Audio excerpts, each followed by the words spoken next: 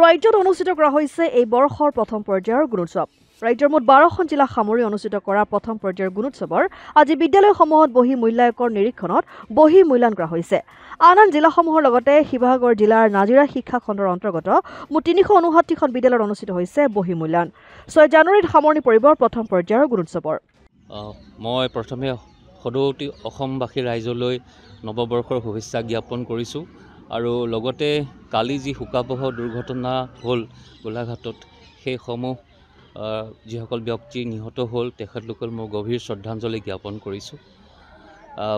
পঞ্চম পৰ্যায়ৰ গুণোৎসৱৰ বহিমূল্যায়ক হিচাপে মই আজি আহি লাহদৈগড় মধ্য ইংৰাজী বিদ্যালয়ত উপস্থিত হৈছোঁহি আৰু ইয়াত আহিয়ে এটা সুন্দৰ পৰিৱেশ আমি পাইছোঁহি আৰু অনুভৱৰ কথা ক'বলৈ হ'লে মই যথেষ্ট আশা লৈ আহিছোঁ আৰু মই সদায় আশাবাদী আৰু যোৱা কেইবছৰৰ অভিজ্ঞতাৰ ভিত্তিত মই ক'ব খোজোঁ যে অসমৰ যিসমূহ চৰকাৰী স্কুল আছে বিদ্যালয় আছে তাত গুণগত মানদণ্ডৰ শিক্ষা প্ৰদান কৰাৰ এক প্ৰচেষ্টা হিচাপে সমগ্ৰ পৰিৱেশটোক উন্নতকৰণ কৰিবলৈ চেষ্টা কৰা হৈছে এই গুণোৎসৱৰ যোগেদি আৰু এই ক্ষেত্ৰত অসম চৰকাৰৰ এই প্ৰচেষ্টাত যথেষ্টখিনি মই ভাবোঁ সম্পূৰ্ণৰূপে নহ'লেও আমি কিছু পৰিমাণে হ'লেও আমি সফলতা লাভ কৰিছোঁ আৰু অনাগত দিনত আমি যদি এই প্ৰচেষ্টা অব্যাহত ৰাখোঁ তেতিয়াহ'লে নিশ্চয়কৈ ইয়াৰ সুফল আমি পাম। মই গড়গাঁও কলেজত কৰোঁ। মই ইয়াতে এবাৰ 2 নম্বৰ বাৰ, আগতে ইফালে খেলুৱা ব্লকত কৰিছিলোঁ। মোক খুব ভাল লাগিছে, বিশেষকৈ সৰু কণমানি ল'ৰা ছোৱালীসকলৰ লগত সময় অতিবাহিত কৰিবলৈ পালে খুব ভাল লাগে। তেওঁলোকৰ সপোন, তেওঁলোকৰ ভৱিষ্যতৰ বিষয়ে অকণমান হ'লেও সুধিলোঁ।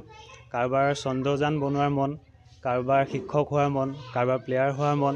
খুব ভাল লাগিছে তেওঁলোকৰ মানে ভৱিষ্যতৰ প্ৰতি যিটো এটা আশা দেখিছে আৰু কলেজখনতো বহুত সুন্দৰ পৰিৱেশ ইয়াত আৰু শিক্ষক শিক্ষয়িত্ৰীসকলো বহুত ভাল হয়। তেওঁলোকৰ যিখিনি ধৰক ল'ৰা ছোৱালীৰ লগত যিখিনি আপোনাৰ ইণ্টাৰেকশ্যন সেইখিনি খুব ভাল দেখিছোঁ।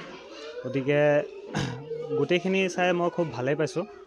গতিকে আগলৈও এনেকুৱা স্কুল মানে যদি থাকি যায় কণমানিসকলৰ ভৱিষ্যতটো সৰুকালৰ পৰাই গঢ় দিবলৈ খুব ভাল হয়।